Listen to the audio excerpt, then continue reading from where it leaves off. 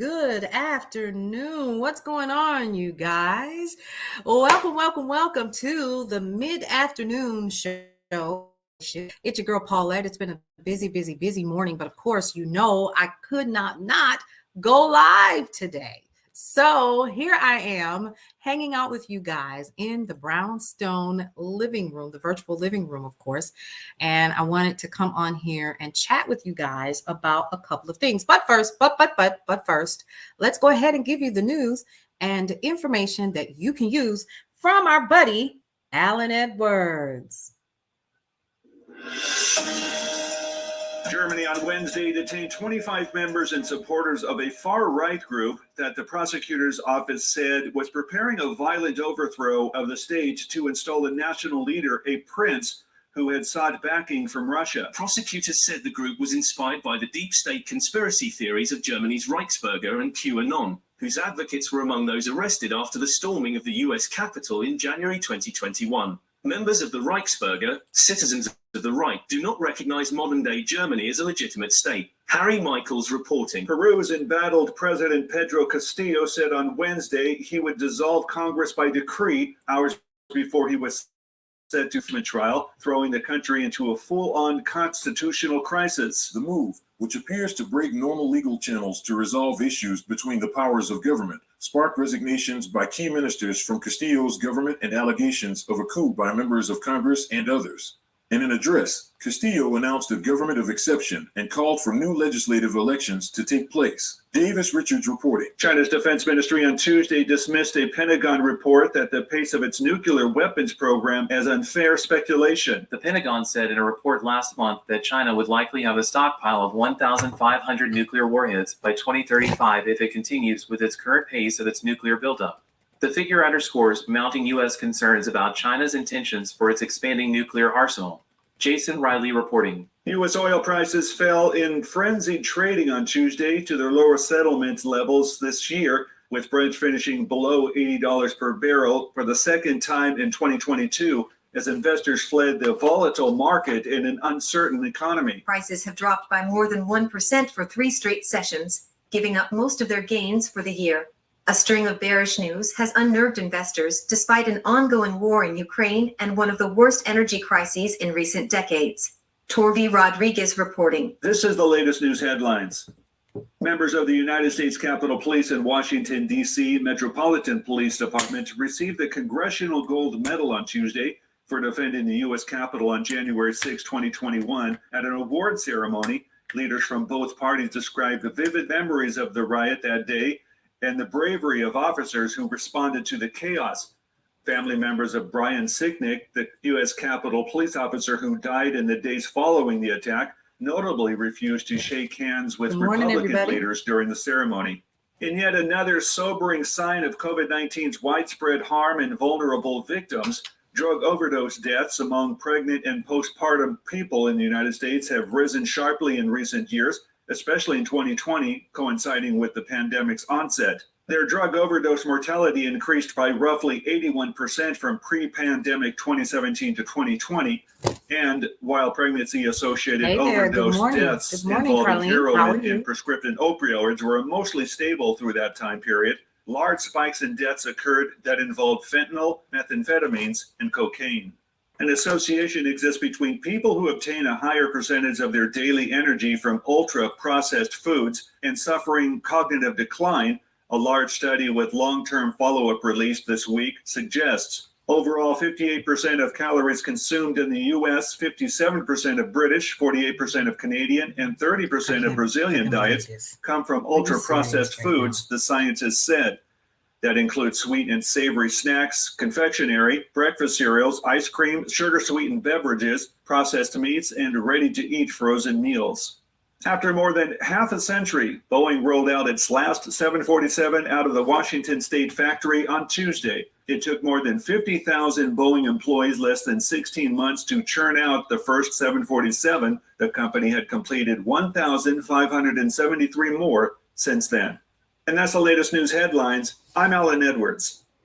All right, you guys, once again, welcome to the day shift, the mid-afternoon edition. It's been super, super busy this morning as we've been going into meetings and all kinds of fun stuff. So I didn't get an opportunity to come on here and hang out with you guys. So welcome, welcome, welcome, first of all, to everybody over here on our other platform. And welcome to you guys here on Facebook Live. You guys, you already know that we love you all here over here. And then also welcome to all of our folks over on YouTube as well. Thank you so much for joining us. This is your girl Paulette, and this is the Day Shift, part of Brownstone Worldwide, where I am the owner and founder. And we're going to be talking about a couple of things that are in the news right now. Okay, so first things first, what I want you to do is let me know that you're here. Head on over and start liking, commenting, and sharing where you can. Hey, Didi Castro, how are you? Welcome, welcome, welcome. Big shout out to all of the people who are paying attention to where we currently are right now. We really, really appreciate all of the love that you are sharing and showing everybody. So let me go ahead. The first thing that I like to do, and I should have done this when I was first coming on, but I definitely want to make sure that I'm sharing this particular broadcast with our community in the Corner Family and also Brownstone's Best. The Corner Family is our private group, and then also we have Brownstone's Best where anybody can actually join on Facebook. You can absolutely do that. Here's what I'm going to encourage you guys to do to stay in the know of what is happening right now. Let's go ahead and go over to brownstoneworldwide.com. And you are going to find news and information that you can absolutely use that is a part of who we are. Okay. I think that would be the first thing and the best thing for you guys to do, because we're constantly sharing information with you guys. And that's a good thing. So a couple of things that we know are in the news that made the news this morning, and actually happened about 15 hours ago, was Brittney Griner has been released. We want to definitely talk about that. Another thing that we want to talk about is later on today, beginning at 2:00, we're going to have a part of, hey, Young Barkley, how are you? We're going to have Krystal Taylor, who is the owner and founder of fitnessisnotagame.com. You guys can go ahead and check her out at her website. She's going to be coming out and hanging out with us at brownstoneworldwide.com/BWTV. And she's going to be giving us the news and information that we need to know about fitness. Okay. So big shout out to Krystal for taking the time to hang out with us and all of the things that we talked about yesterday. I got schooled.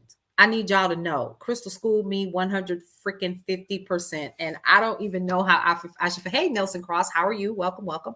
Once again, it's your girl Paulette, and I am the owner and founder of brownstoneworldwide.com. This is the first for me, especially over here on this other platform. I'm not even going to say the name, but you all know who you are. Welcome, welcome. So let's get into a couple of things that we need to know about brownstoneworldwide.com. It's a news platform. We talked about Brittney Griner. Brittney Griner's wife actually says that she's grateful this morning. Some of you guys actually had an opportunity to check out. Hey, Elijah, how are you? Had an opportunity to check out, listen, KCCRthebrownstone.com. You had an opportunity to do that. And so we were able to share with you guys a little bit more information about Brittney Griner's release. So let's go ahead and let's start talking about that and what that actually entailed. So actually what happened this morning, President Joe Biden said today that WNBA star Brittney Griner has actually been released from Russian detention. That is huge, guys, huge. Okay. According to a source familiar with the matter, the swap involves convicted Russian arms dealer Victor Bout. A lot of people on social media have actually been having some things to say about that. The swap didn't include Paul Whelan, another American that the State Department has declared wrongfully detained. She's safe and on her way home, Biden said at the White House Thursday morning alongside Griner's wife, Sherelle. According to a source familiar with the matter, the swap involves convicted Russian arms dealer again, Victor Bout. Sadly, Russia is treating Paul's case differently than Brittney's for totally illegitimate reasons.